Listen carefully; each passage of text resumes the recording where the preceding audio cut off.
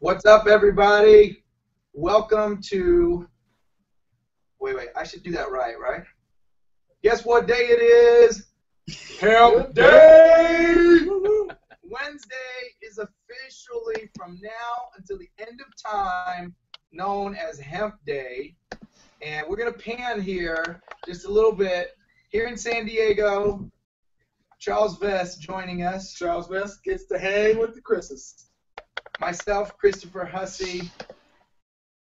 Chris Boucher, The godfather of hemp, right here.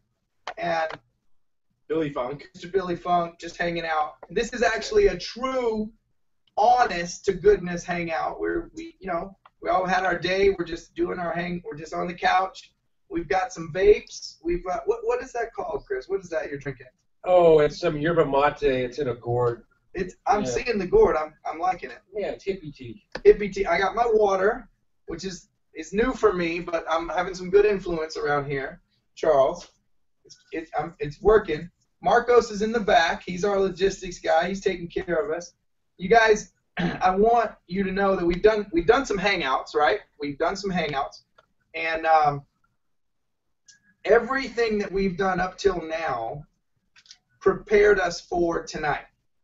Because, I mean, if I'm being honest, Which you always are. which I try to be honest, if I'm being honest, Canaway as a company, Canaway as an idea, the opportunity that you guys are so excited about, by the way, we crossed the 15,000 person threshold about an hour ago, and I looked on the computer before I sat down here and started hanging out with Chris, and we're actually almost at 15,200.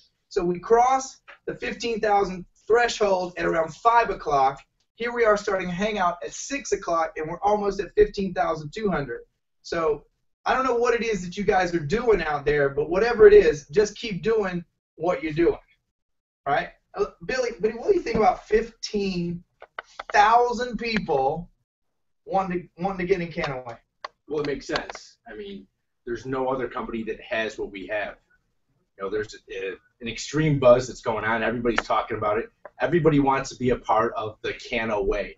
It's a totally new way, and I think it's the only way. It's called Cano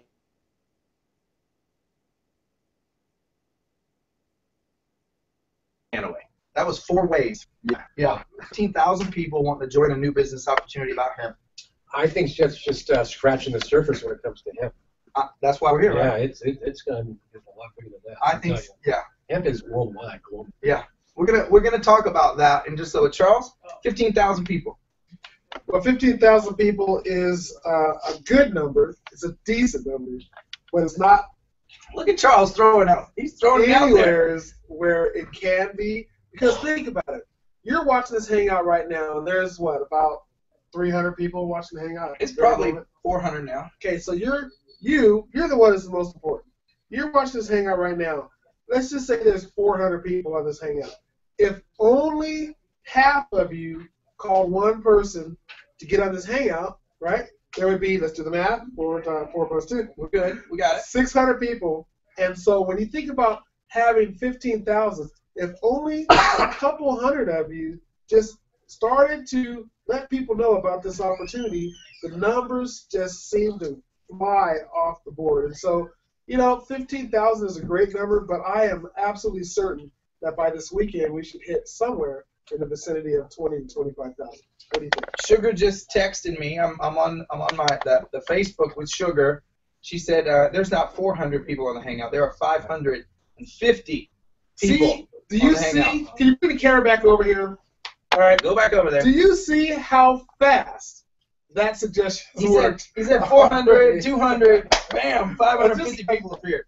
All right, guys, so I'm going to throw out a challenge. We have 550 people watching the hangout right now. It's probably 600 since I got the message. And the gentleman sitting beside me, Chris Boucher, I mean, he's the reason we're here. I'm not kidding. I'm going to shut up talking because my voice is almost gone, and we're going to chat with Chris. And Chris tells a story that is unparalleled in the history of hemp. And every single person, whether they are in Canaway or not, really deserves to hear this story. That they really, truly do. And so you have an effect on that. There is somebody that you know, you are watching this, you 600, 700 people at this point, you're watching this. Reach out, canaway.com/hangout. Get somebody to come over and join us. Even if they're not going to join Canaway, even if they're not interested in earning income, even if they're not interested in hemp cannabis, even if they're not interested in Canaway, they deserve to hear this story. Marcos is gonna toss us our hemp vapes. Tell them the Godfather is in the house. Yeah, exactly. Tell them that the Godfather is in the house. We all got our hemp vapes, so we're gonna chill. We're gonna relax. Tell them who Chris Boucher is. Introduce yourself. Who is Chris Boucher? Well, I'm Chris Boucher, and I definitely appreciate the great intro. And I always pay homage to those before me, and I was definitely part of the movement. But people like Jack Hara, author of The Emperor Wears No Clothes. I don't know if anyone's ever read his book. He's the grandfather. He's the guy. Without that book, none of us would be here. And plus all the frontline soldiers and all the people that, put their life on the line to get hemp legal and get it to become a global, institution here. And but I started out back in 1990, I think it was, and opened one of the first hemp companies in America. It was called the Hempstead Company. We made hats, wallets, bags. We sold our hemp products to Dave Matthews Merchandise. We made stuff for the Beatles anthology. I mean, hemp was big. The textiles were huge in the 90s. We even did stuff for Fish. Fish had to have some hemp T-shirts. Yep. And around 93, 94, we formed the HIA, Hemp Industries Association. By then, there was a couple hundred companies, making hemp products, and just said, let's put an association together and, able to get some credibility. And the movement's been increasingly, expanding every year. Back in, was it 94, I grew a field of industrial hemp. That was like my big, claim to fame. I go, what did you do? Well, I grew a field of hemp. Wait a second, Chris. You were the first to get a license to grow that hemp field, weren't you? Yes, we got a contract from the USDA Research Center in Imperial Valley, California, and that entitled us to grow industrial hemp on a research center facility, and it really kind of made history. CNN was out there. All right. You were the first person since 1937 to legally grow hemp in the United States. All right, that's what technically, in the 50s, there was still some hemp growers in the States, but World War II. World War II, yeah. All right, so hold on. Don't jump. People will be like, wait. I want this story. So, Chris, take us back. Right. So there tends to be three parts to the hemp story, right? Historical hemp, and then what happened to hemp in the United States, and then you come along, and the Hempstead Company and the association. So let's go back to that first part. Take us back.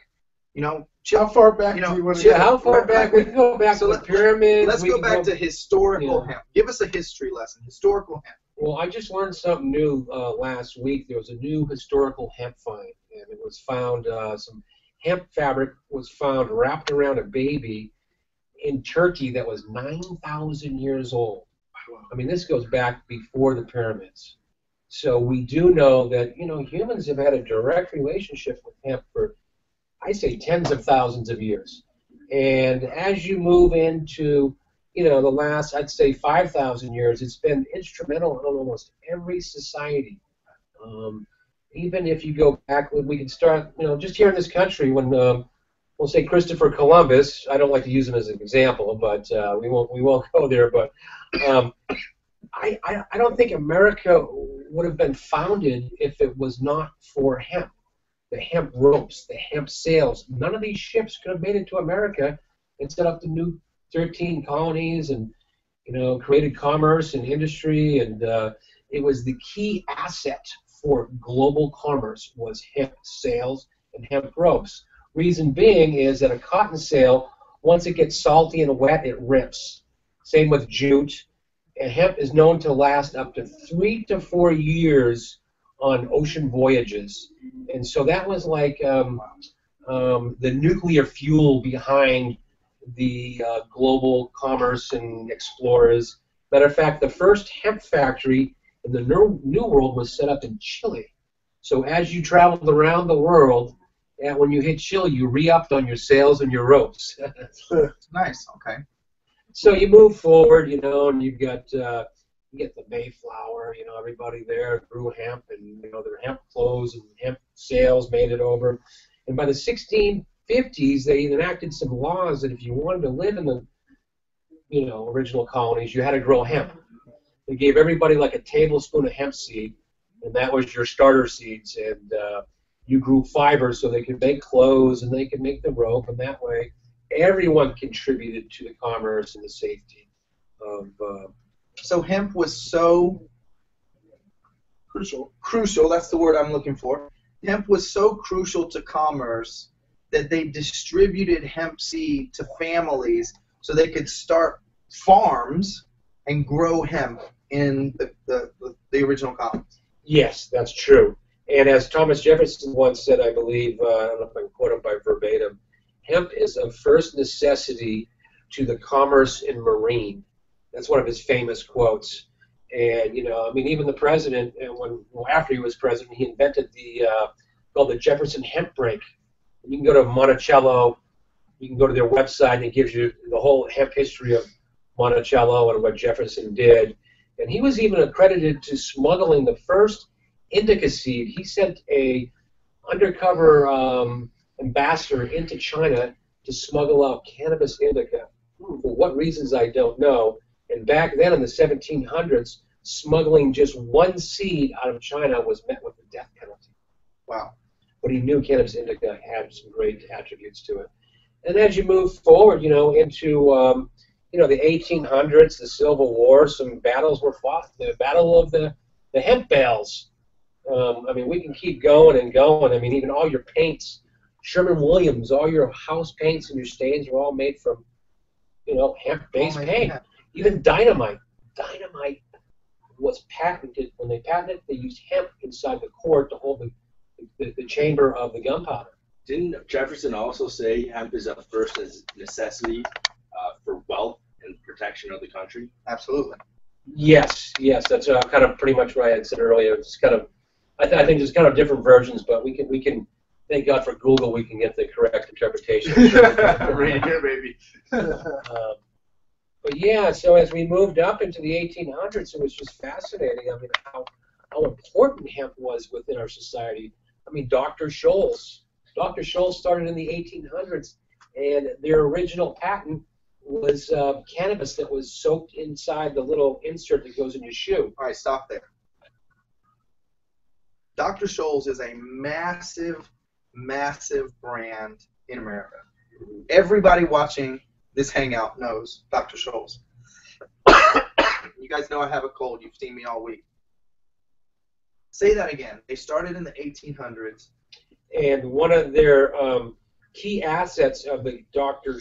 Scholl's insert, they did an ointment, was cannabis-based, because back then people had a lot of foot problems, let me tell you. Yep. So your feet were really important back then, you know. So, you know, the cannabis CBD, the cannabidiol, it gets rid of, you know, warts and corns and athlete's feet and psoriasis. So that ingredient in the Dr. Scholl's was medicinal. I don't know when they changed it. It was probably in the 20s or 30s maybe when some new chemical came out. They decided to, you know, re-up on it, maybe make it cheaper or something like that. So, you know, these little tidbits of information, you know, are just part of our culture. You know, even the word cannabis means cannabis. So whenever the artists paint on a canvas, they're actually painting on cannabis. Now, do you know draw the correlation? Where does that come from? How do we get from the word cannabis to canvas, or canvas to cannabis? Well, cannabis actually, linguistically speaking, if you take the word and you break it apart, canna means canine and bis means two. So when you say cannabis, you're actually saying two dog. And then sativa means most useful. And the reason being, when they first discovered the Latin interpretation of cannabis sativa, it was in Africa, and they asked a certain tribe, where did this plant come from? And they pointed to Ceres in the sky. They said, this is a sacred plant. It comes from Ceres. Plant of the gods. And Ceres is the eye of the dog, and plus Ceres is 2 stars in elliptical orbit. Yeah. So, you know, I mean, we can get pretty deep, but, you know, I don't want to scare people away just the importance of this plant and how it's so related to, you know, human evolution in our societies. So, all right. So, from what you're saying, and I know you guys probably have this question.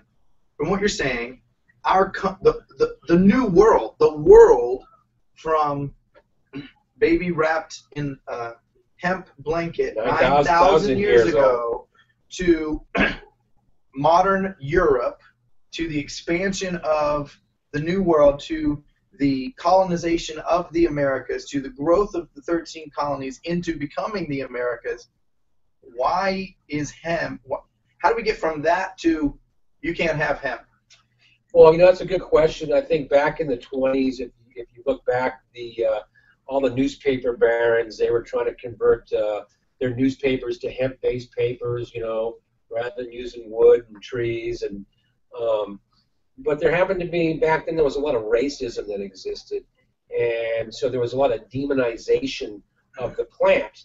And, you know, William Randolph Hearst was known for his racist attributes in his front page of his newspapers. And unfortunately, you know, he wrote a lot of lies about people using this thing called marijuana. But see, back then, no one knew that marijuana was hemp.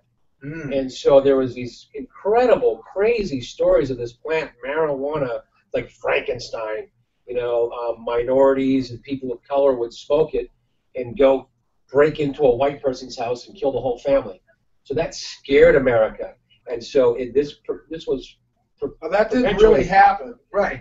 This was what they wrote. That's what they wrote. They wrote these. It's called sensationalism journalism, and so it really became a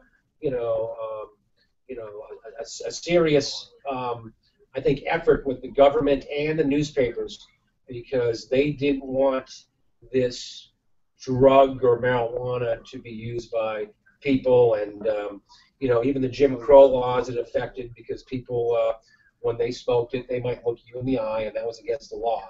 So they really wanted to outlaw this plant, we believe, because of that reason. And also, number two, if you read the 1937 Marijuana Tax Act and some of the testimony, they believed that a lot of the black jazz musicians were smoking marijuana, and it was making white people dance. And it was a very, very serious charge. They thought that jazz music was going to change the psyche of white America. And at one point, the FBI was going to arrest over 1,200 jazz musicians. They had a whole list, and the FBI was going to hit every jazz bar on a Saturday night and arrest these jazz musicians and stop jazz. And this way, you know, it was just insanity. So when they outlawed it, they didn't realize they were outlawing, you know, one of the greatest crops in America. The month after they outlawed it, Popular Mechanics came out with a front page story, because, you know, the newspaper or the magazine was a little bit, you know, ahead on its publication, that said the new billion-dollar crop. Right. And they not even realizing that the month before they had mixed it. And during the hearings, you had people from like Sherwin-Williams Paint Company. They were saying, hey, what are we going to do about our paint? You know, we've been using hemp seed oil in all our paints. And they said, well, use petroleum. Ah. But I always thank the bird seed people, because they were testifying and saying, listen, if you outlaw the seed, our canaries won't sing. And, you know. All right, so hold on. If you outlaw the seed, the canaries won't sing. And that's how the seed got kind of set aside to be legal? The hemp seed is one of the main ingredients in most bird seeds, even to this day. And that's kind of where the law came in, where they allowed sterilized seed to still be used. They allowed hemp oil to be used. They allowed the hemp fiber, Actually, wearing a hemp T-shirt underneath there, so. We'll talk about hemp T-shirts soon. Yeah, so I mean, I'm skipping over a lot of different, facts, but there's so much to take in. There's so much history where, like I always said in the beginning, like, about The Emperor Wears No Clothes, the book by Jack Herrick. You read that, and you won't put the book down. You'll read this thing all night and all day. And that book is in 5 different languages, and so a lot of the excerpts I'm taking right out of the book, and that's where I learned a lot of my information from, and of course other activists out there, and even to this day, like I just said, I just read last week there was a 9,000-year-old piece of hemp fabric that was found. Just keeps happening. Just keeps happening. So guys, we're gonna sit here and chat for a while. You guys are up to over 700 people at the moment and climbing, which is awesome.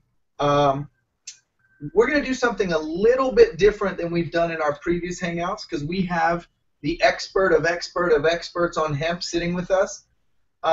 If you have a direct question for Chris, post it in the Facebook comments.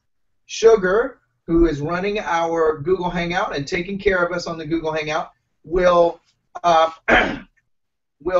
tell Chris that his friend Thor is watching and says hi. Oh, Thor was one of the editors of The Emperor Wears No Clothes. He was great guy. He helped Jack so much in the last years of his life, and I think just Thor being there helped Jack just live a little longer. And he was there every single minute for Jack. And thank you, Thor, for I love that. Rolling a doobie. So, guys, if you have a question for Chris, direct question for Chris, put it in the Facebook comments. Sugar's going to retrieve those questions. She's going to get them to me on my iPhone. And as long as you're not, crazy out of the universe, we'll sit here and have a chat, and we'll answer some of your questions. All right, so let's move forward in the timeline a bit. So the whole basic world is formed on hemp, basically, and then the United States government gets a burr up its butt because some politicians and some people with a lot of money and influence decide not such a good thing. Draw a line for me is there a line between hemp and forestation? Is there a story there? Yeah, I mean, that story comes from 1916 when the USDA was looking to replace paper because at the time they felt as though we were, deforesting our forests, and we were running out of wood, and they realized if we keep going at this rate, and mind you, this was in 1916, I believe it was Lester Dewey within the USDA yearbook, and they came to this conclusion from an experiment they studied, I believe, in Gilroy, California. I'm not sure if I'm in the right town, and hemp can go to 18, 20 feet high. And it produces more biomass per acre than anything we know of in 120 days. So they figured there was enough pulp per acre to equal 4 acres of trees over a 20-year cycle. So that's where the term 1 acre of hemp equals 4 acres of trees, and that's over a 20-year cycle. All right, so slow down on this one, because I know when I first heard this, it took me a couple of days to really wrap my head around what you guys were saying. So we got a lot of people watching. Go slow and explain that one more time, because this is huge. This is a massive fact about him. Yeah, I mean, you gotta understand, it was used for paper for thousands of years. All the first Bibles were printed on hemp, and all your documents, all your money, your currency. I believe even in your U.S. dollars today, there's a small amount of hemp in there. And the idea of just destroying our forest to make paper so people can read didn't make sense, because you destroy the forest, you destroy the canopy, you lose the animals, and you lose the habitat. And by replacing the paper with hemp, you create this environmental cycle that replenishes the soil. It increases wildlife, because when you grow hemp, animals come around. They love it, especially the birds. Now you said it a couple times. What is, because I've been hanging around you for 8 months now, so I hear this. I learned something every single day. And one of the things is, the big thing about how long it takes to grow a tree to produce paper and how long it takes to grow hemp to produce hemp paper. What was the difference? Yeah, well, you're talking 6 to 8 tons per acre, but it's equated that if you grew hemp over a 20-year period, that's where it equals 4 acres of trees. Okay. And in that course of time,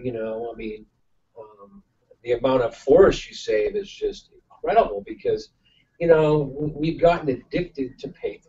I think that, now we're living in a digital society, so maybe that's a good thing. But, hopefully we will go back to hemp paper again. Like I say, history repeats itself. That's what Jack used to always say. It's all going to go back. Don't worry. All right, so I had a question. Whole world established on hemp. New world established on hemp. We go away from hemp. Tell me about, is it World War II? I find this completely fascinating. Well, back in the 30s, they were able to exploit the petroleum-based chemical. And pretty much anything you can make out of a carbohydrate, you can make out of petroleum. So they basically, whether it was the plastics or the clothes or the oil, they replaced the carbohydrate with petroleum-based, molecules. So, so we need to go back to the carbohydrate manufacturing and production, which is, very environmentally much safe. Better for the environment. Yeah, when you go back to the carbohydrate, you bring back farming, you bring back agriculture to enhance these rural communities that need to grow hemp in these farm towns that are just decimated. Now of course in California with the water, we might have a little issue, but yeah. But as we move forward, you want to move forward like into the 30s or the 40s. Yeah, and, keep going. Absolutely.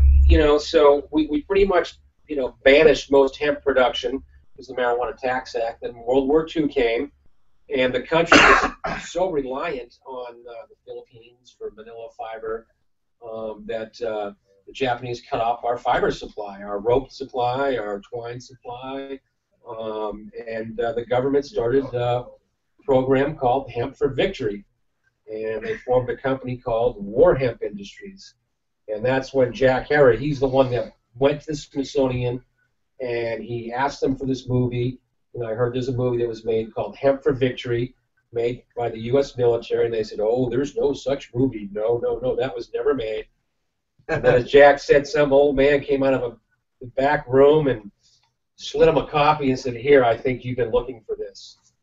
And that movie right there, by Jack exposing that, that's where I think it broke the Hoover Dam. They said, wait a sec, our U.S. government was involved in the largest hemp manufacturing program in the history of America in 1942. All right, so let's make that pretty clear here because this is important. We outlawed hemp. We said you can't have it in America. Well, we taxed it. We taxed it so it would be almost impossible to grow it. It was a massive tax. Massive tax, and then World War II comes around.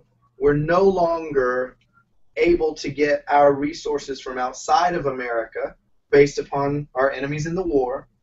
So we start the largest production of hemp in the history of America, funded, ran, grown by the U.S. government. Pretty much, yes. The Commodity Credit Corporation, it's a joint venture with the U.S. government and some private companies under U.S. It's called War Hemp Industries, but fascinating story again. And the Emperor Wears No Clothes, and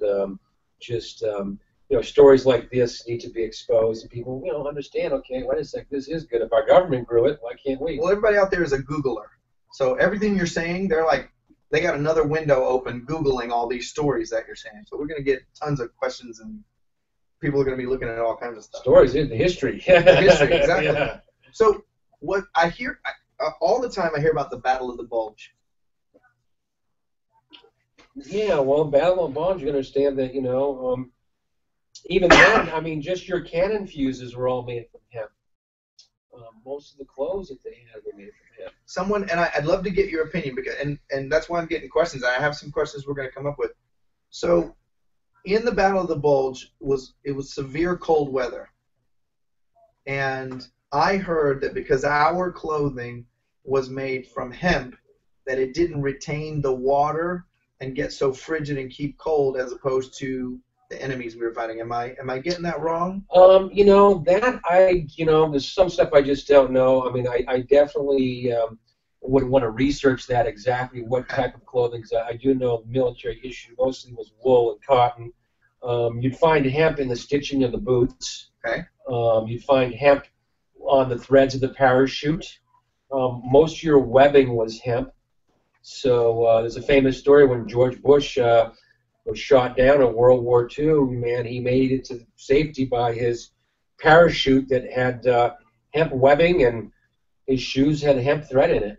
That's what Jack used to say. And there was because we know that the Army and the military did use hemp in all the parachute webbing and in the shoes. So we can't grow it, we can't use it, but we can use it in the Army. Yeah. All right. So the new world is fun is grown on hemp. We outlaw it or tax it, or we basically say it's not going to happen. We bring it back for World War II, and then it goes away again. Yeah, the war ended, and so again, as it was ending, it was back to that battle of the carbohydrate versus the petrochemical, and that's when nylon and DuPont, that's when they started really pushing their nylon threads and their nylon fabrics and their petroleum-based paints. So there was this whole revolution when plastics, we don't need to make plastics out of vegetables. I mean, all plastics were up until eventually they were made from something that we grew from the earth. Yeah. So there was just that whole market segment that just grew and grew and just outgrew and misinformed the public, and people couldn't grow hemp, and so they couldn't compete. It was snuffed out. They snuffed it out through lies and manipulation, and just they even ripped it right out of our history books. Yeah. I mean, you think about it. You send your kid to school, and you want them to know true history. They don't learn about hemp. No, they don't. They don't realize that we used to salute. The flag was made from hemp. Betsy Ross, Old Glory. Matter of fact, I saw that in the Smithsonian Institute, and they had it on display, and you could see the hemp threads in there. I mean, it moves you to understand that this was, as patriotic as patriotism can be when you're saluting a hemp flag. It doesn't get more patriotic than that. Some would say that when you're patriotic and you're thinking about America and the foundation of our country, that you're thinking about hemp. Yeah, I do, and I think, if people read the true history and it wasn't taken out of the history books, they would come to the same conclusion too. It's just, you can't think that way if you haven't been taught that. Right, exactly. Aren't there a bunch of presidents that were actual hemp farmers? Oh, yeah. I mean, you had, George Washington and Jefferson. Ben Franklin had a paper mill. We knew he used a lot of rag paper back then. Rags, which are all made from hemp also. Yeah. And, Madison, even Abe Lincoln, Abe Lincoln's wife, he married the daughter of the largest hemp grower in America. Do you know what her name was? No, I do not. Abe Lincoln's wife. Abe Lincoln's wife, Mrs. Lincoln. Mrs. Lincoln, yes. She came from the most prominent Kentucky hemp growers in the United States. They were millionaires. Back then. Yeah, he married a very wealthy woman. Mary Todd. Yes, Mary Todd. Sugar Nose. Yeah, Mary Todd. Mary Todd. To the tip of my tongue. So, we were talking about nylon and DuPont. We didn't prep this question. We are really just talking. Yeah. So I'm not sure if we know. Compare the strength, the tensile strength of a cotton rope, a nylon rope, a hemp rope. The tensile strength of just the bast fiber itself. Yeah, all things being equal, is about 4 to 5 times stronger than cotton. So that's 400 to 500 times stronger when you go 4 to 1. 4 to 1. Yeah, on average, depending on the quality of the hemp. Wow. 4 times stronger than cotton. And it's got a good memory, and the reason why it was so good for ropes, you know, and stuff for boats, because it had a memory. When it stretched, it would go back. Where cotton rope just stretches, yeah, and it rots, and it doesn't last very long. Huh. So, bring us up to speed on. Jack writes a book. Jack and Captain Ed. We always leave Jack Captain and Ed. Captain Ed. Captain Ed. He was Jack's best friend. I mean, they both took an oath that they would fight for legalization of hemp and cannabis until they died or until they were 84. 85, we're done. Yeah. So Jack and Captain Ed write a book. How do you come in contact with Jack? Where does this journey begin for you? That's a good story, and I'll keep it kind of short. I actually was in Van Nuys, California, and I walked into a store called Captain Ed's in Van Nuys Boulevard.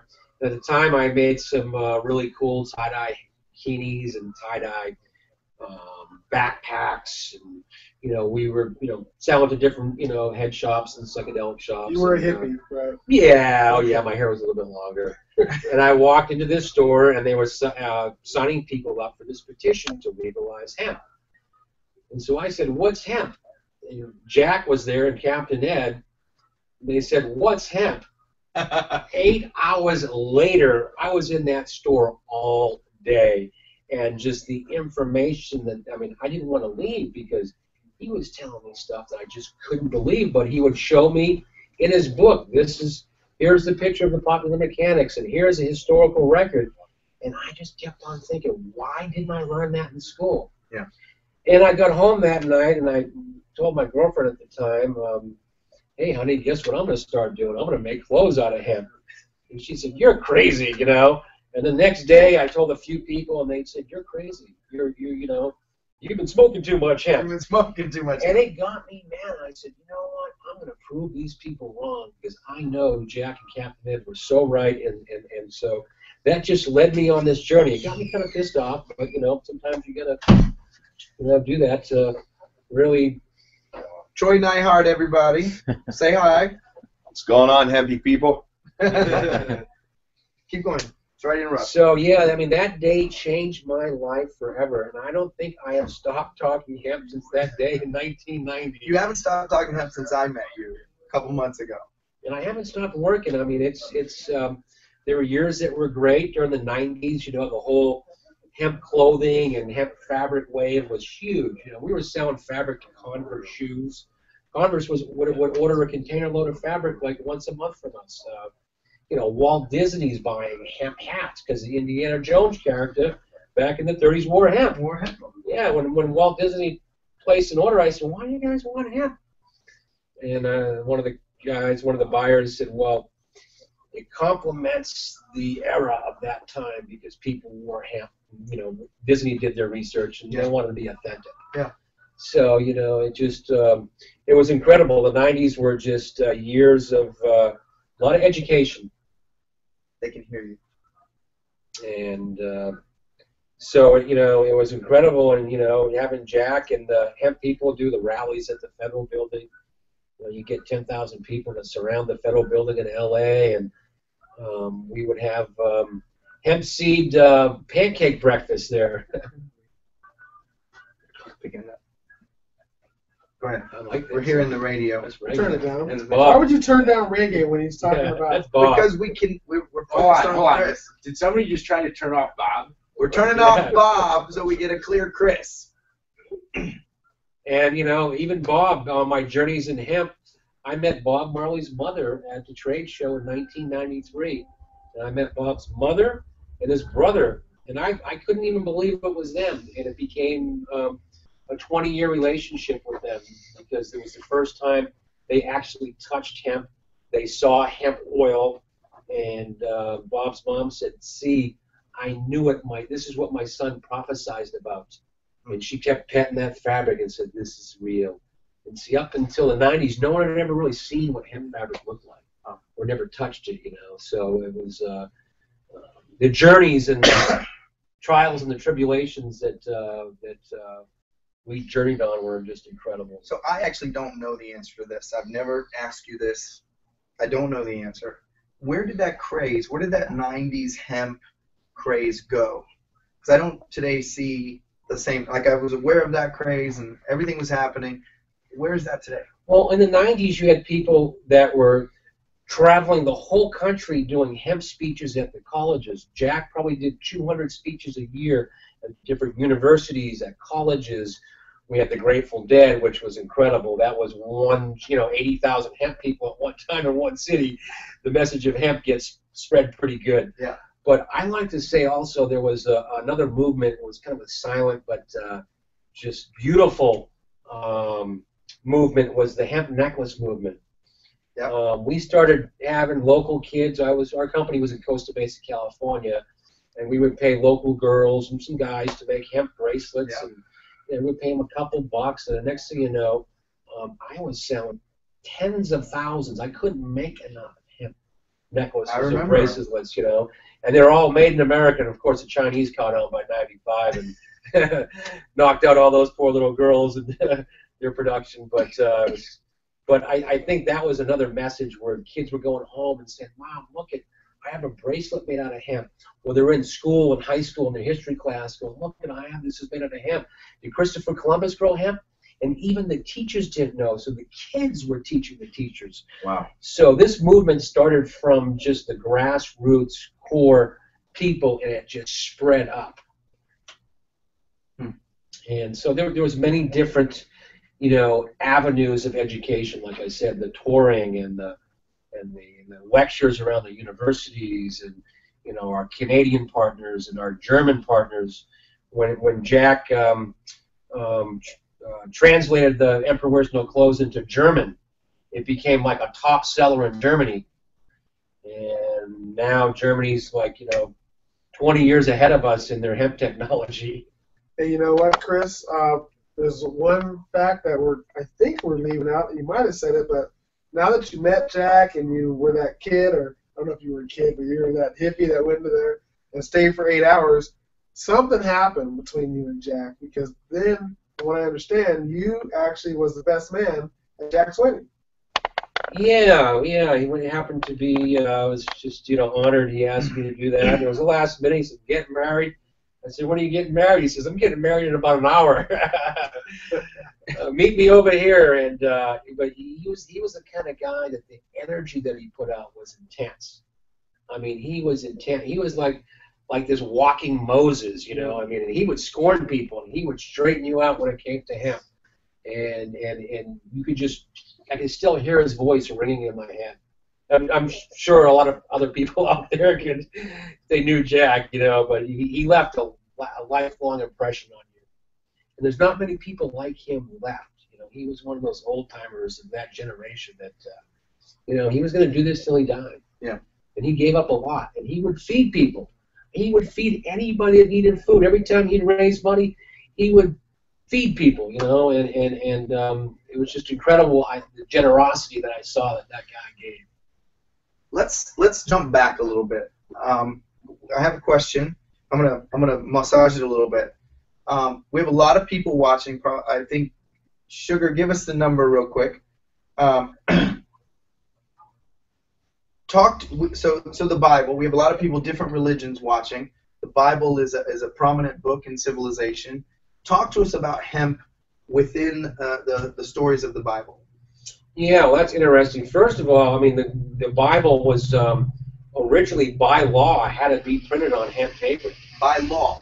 Yeah, by the sacred paper for the scrolls, and they knew it would last longer. And, there's many stories in the Bible that do relate to hemp, but one of them that directly mentions cannabis is Exodus 30:23, I believe. And Exodus is the story of where Moses goes to the mountain and he speaks to God. And when God tells you to make something, you make it. So God tells Moses to make the holy anointing oil. And he actually gives him the ingredients. God tells Moses, "I want you to use, I think, 500 shekels of myrrh, a couple hundred shekels of frankincense, and, 500 shekels of calamus or sweet cane. That's what it says in the current Bible. But when they translated it from Greek into King James, as Jack would say, they misinterpreted it, or they purposely missed correct. It got changed. Yeah, somehow. it got changed. But we now know through Hebrew text and through Aramaic and through Greek that it was cannabis. And so Moses was around, 4,000 or 5,000 years before Christ, almost. Right. A few thousand. I'm getting my thousands of years mixed. But so all rabbis for 2,000 years, even to up until Jesus, carried the holy anointing oil, which mixed with cannabis. Wow. And they were healing people with it back then. So, I mean, this is a powerful, powerful herb that was used by the top religious leaders, and it was instructed by God. How does it get better than God? Wow. And what is it in Hebrews? They talk about I think Hebrews 8, where they say God has given you he who plants the cloth and the thorn shall damneth the earth. He who plant the cloth of the herb shall blesseth the earth. And we interpret this as the cloth of the thorn is cotton. Cotton has thorns in it. And even to this day, when you grow cotton in the ground, it depletes the soil and you can't grow anything on it for 3 years. I actually knew that part. Yeah. And so the cloth of the herb, what other cloth is made from an herb, and it actually puts nutrients and nitrogen into the soil. So, the Bible's about farming, about agriculture. It's about Civilization. The shepherd and the landowner. It's definitely quite a book, but people take it sometimes too literal. But let's see. How about fast forwarding, in time to 2014, February? Billy's jumping ahead. He's jumping. Time work. Go for it. 12 minutes left in the Hangout. We can go over a little bit. I think we're holding their attention. I'm pretty sure. Chris Boucher holds everybody's attention. The Godfather. What do you think is going to happen March 1st, April 1st, May 1st with Canaway? Where do you see this going? Do we have a hemp revolution happening? Are people's consciousness shifting? Or do you see this really taking shape the way that it's taking shape right now? I think that every single day it's going to expand for the fact that we've never had this massive onslaught of media articles and stories written on cannabis and CBD and hemp. Every day is in the news. It's in the newspaper. So we've just educated, probably in the last 6 months, a couple million more people that are going to want products. And they're going to want to get involved with CBD and cannabidiol and hemp-based Canaway products. And I think, educating the consumer, on these benefits and what hemp's about, and I think that's going to really, expand beyond anyone's belief. It's like a wildfire now from what I've seen. Like I say, every day there's a story in the news or on TV, and a new state is legalizing it or decriminalizing it. And I think any kind of media is good media when it comes to hemp and cannabis. Right on. So we've got the hemp vape, which is positioned to launch with Canaway. A lot of people right now are looking at this going, is there THC in these? What is in this? Is this have anything to do with what people get high with? Yeah, well, you have your CBD, and there's a small amount of THC, 0.007, because it's from an industrial hemp cultivar. So 0.007. 2 zeros and a 7, I think, within that unit. So since you said that, and I've heard you say this a little bit before, how much of this would I have to smoke to get high? I don't think you'd be smoking all day, all night, and All day. You probably never get all high. night. You just dry out your mouth. And, So you couldn't do it. I call it the poppy seed bagel theory. It's like, there's more opiates on your poppy seed bagel than there is THC in the pen. So I was going to visualize. Charles is just leaving, but he really describes it the best. What happens, because people ask you, so what does it do? What does it do? What does it do? You know, smoking hemp vape. He calls it a shoulder dropper. Shoulder dropper. You got it good. Keep it going. Chris, we talked about this a little bit when we were kind of setting up today, and I've gotten some questions, and you explain it really, really great. Okay, so I know I've had some questions. So you guys listen to this, and I'm going to let Chris explain it.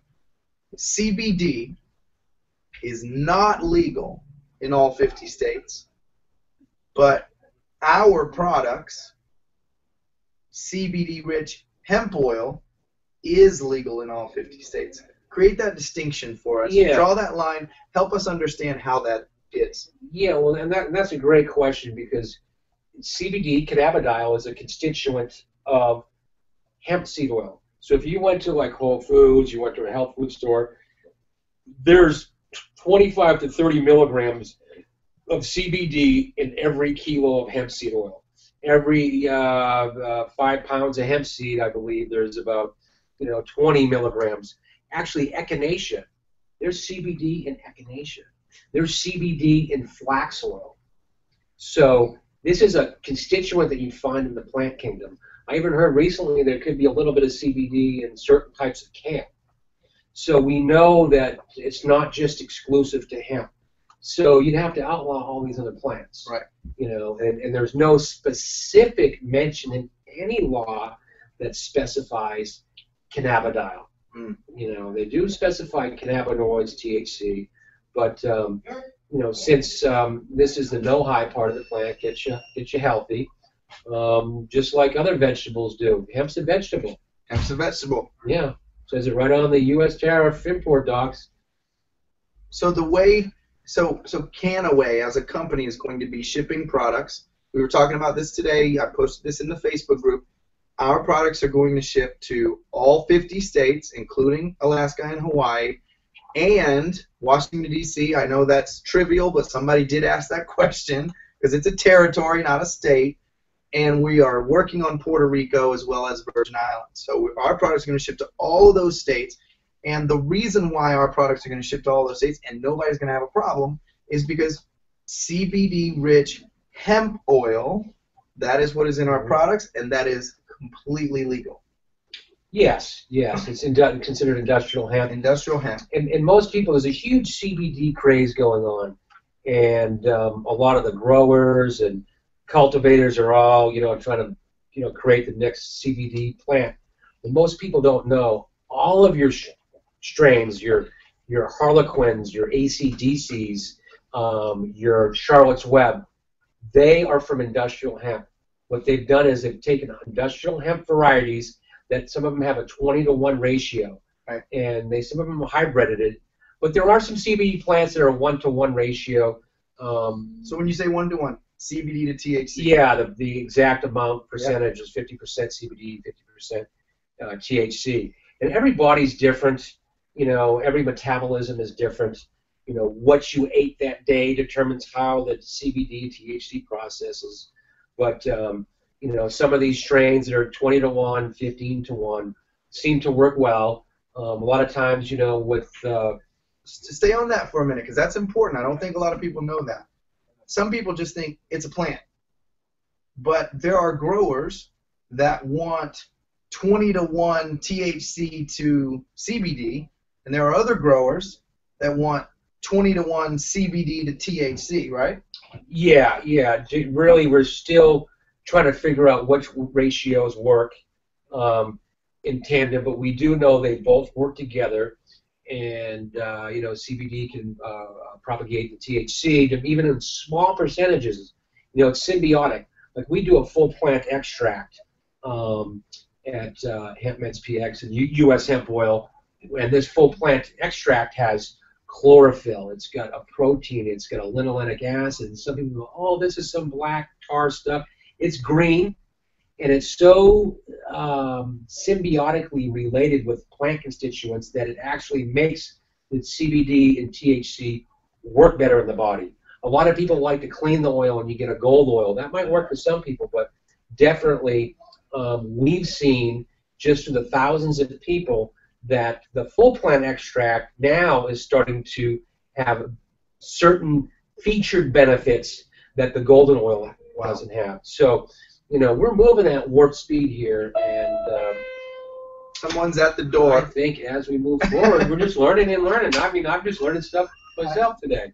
All right, so we as Billy said, Billy, do you have any questions or anything? You want to bring anything up here?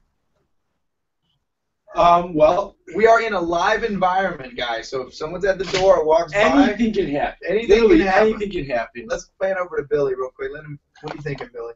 So what I'm thinking is, where does CBD fit in today's economy? How can somebody out there take a look at this, get educated, get informed, and start sharing CanAway with other people? It's tough. I know. I threw you on the spot. Yeah. Oh, yeah.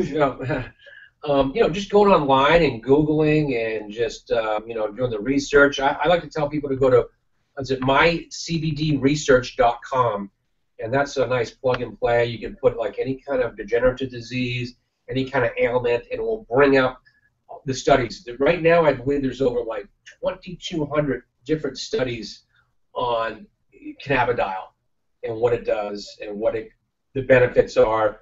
And so most people, they don't think that there's any studies that have been done. No, there's thousands and thousands. The Europeans, the Israelis, the French, the Australians, they've done so much research because they're allowed to. And so the research is out there. The studies are in. That's hemp. Rope is made out of hemp.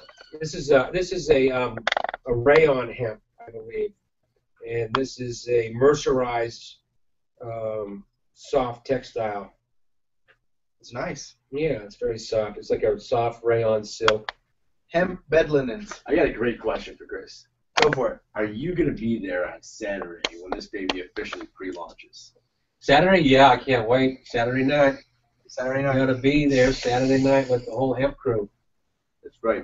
That's at the Sheridan in Mission Valley? Sheridan Mission Valley, yes, sir. So how excited is the Godfather about CanAway? I mean, everybody wants to know. I'm really excited. I'm just looking forward to. You guys have educated. 15,000 people are on board right now. Possibly 16,000. Yeah. Possibly. I mean, I'm an educator, so I just look at the education factor, which the ramifications of you educating 15,000 people. You do the math. I mean, they're going to educate 6 days. in 6 days. I mean, see, that's stuff that's all new to me, and to see that expand that quick, and those 15,000 people are probably going to talk to 10 other people and explain to them, yes,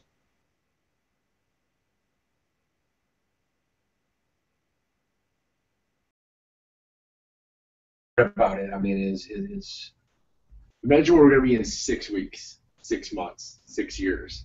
I mean, the tip of the iceberg, I honestly don't even think that it's showing yet. We haven't even scratched the scratch of the surface.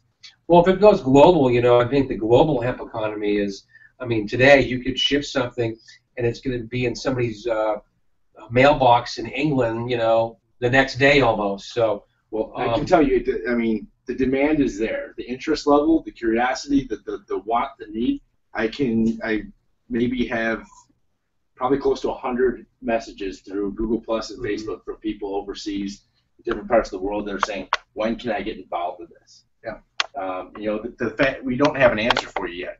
I mean, this is all about rolling it out properly and making sure that everything goes absolutely smoothly and awesomely inside the United States. I think after that, because CBD, the products that CanAway will have are right now, they're legal to be shipped into over 40 countries. There's no reason why I see expansion in the future. Yeah, it's like, is it illegal to ship a poppy seed bagel? So I think that Is it? No. Yeah. They go down to the local bagel store and It's crazy. Yeah. But what's crazy how this thing has expanded, and like I said, the education drives people. Especially if it's something that they didn't know, and the facts are correct, then I think that leads to an informed consumer. And you telling me that knowledge is power? Knowledge is my power. friend, and that's what Jack taught me, is knowledge is power. I think when And we've just scratched the surface on you know, Scratch, history of hemp. scratch, Yeah, scratch. yeah. I mean, I probably jumped all around. Well, You know. the story of hemp is so intriguing, and the fact that it's been hidden, it's almost like it's a story of discovery. And it's like you uncover one little layer, and it makes you want to get the next and the next layer and the next layer. I could tell you stories that would blow your mind. And everyone else's, but I got to stick to the facts. There's some, right down the middle, Chris. There's some heavy metaphors out there, Yeah. you know, that I was taught. Jack and the Beanstalk, Popeye. Story of Popeye. Who was Popeye? He was a sailor that smoked spinach. Spinach was the code name. All the jazz singers, you got your spinach. Oh, hello. And who did Bluto represent? Bluto was the oil company. Bluto was the man. He was always spilling oil. And olive oil, she represented olive oil. Olive oil in the 1920s was the first, #1 imported oil into America. Wow. Who did Wimpy represent?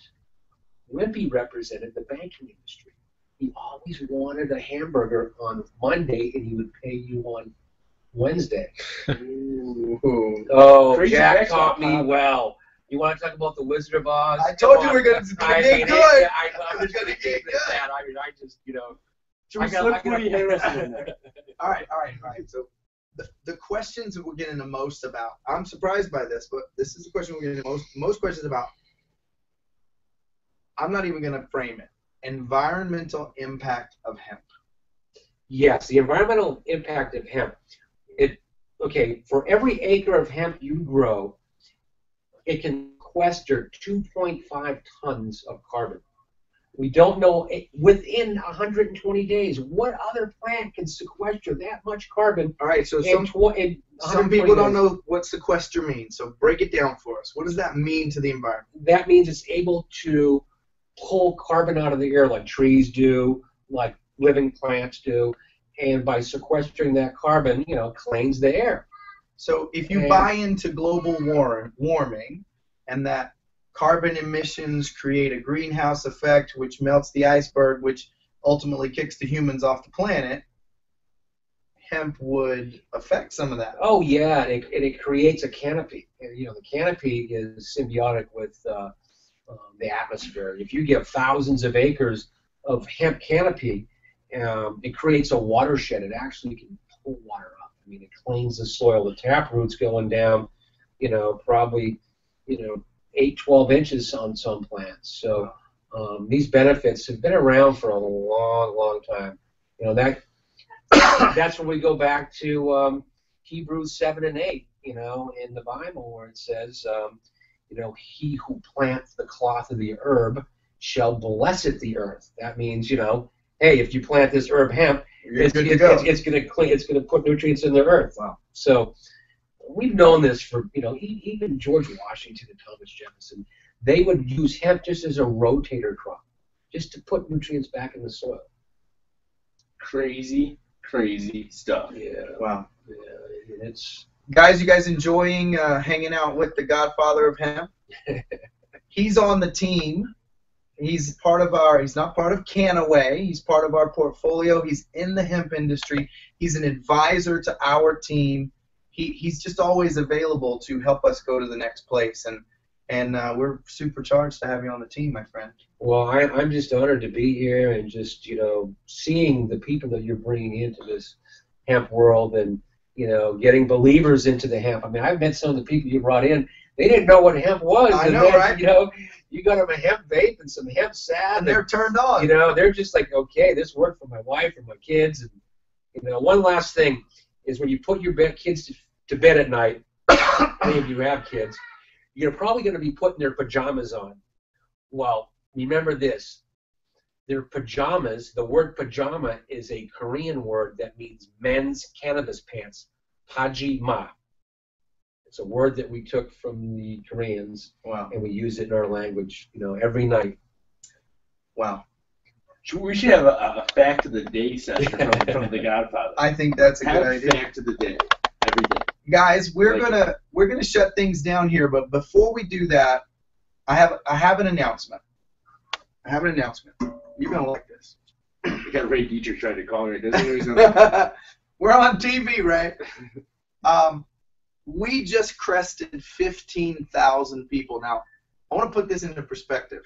Troy's sitting here. We've been working on this thing for a little bit, and we really did think, okay, we're going to put it out. We have people who want to enroll. We want to get this bad boy started.